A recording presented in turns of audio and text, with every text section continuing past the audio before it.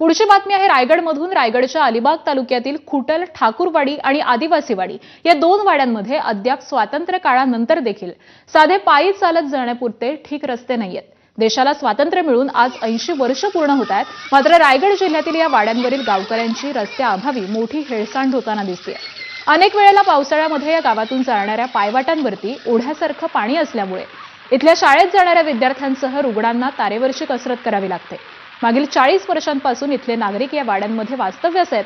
30 ते 40 घरांचं कुटुंब असून अनेक वेळेला शासन दरबारी पाठपुरावा करून सुद्धा आमच्याकडे प्रशासनाचं लक्ष नाही असा आरोप इथल्या गावकऱ्यांनी केलाय।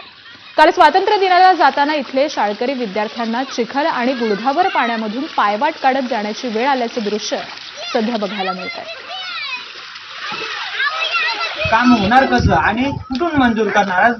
कलेक्टर असो ते त्यांची बाजू काढतात, मुख्य कार्यकारी अधिकारी ते त्यांची बाजू काढतात, पीडब्ल्यूडी ती त्यांची बाजू काढतात, सार्वजनिक बांधकामाचे ते त्यांची बाजू काढतात। मग शासनच म्हणतंय की आमच्या मधून होणार नाही, मग आम्हाला मार्ग दाखवा, कुठून होईल ते? सिंधुदुर्गातील वैभववाडीत भुईबावडा घाटामध्ये भली मोठी दरड कोसळली आहे।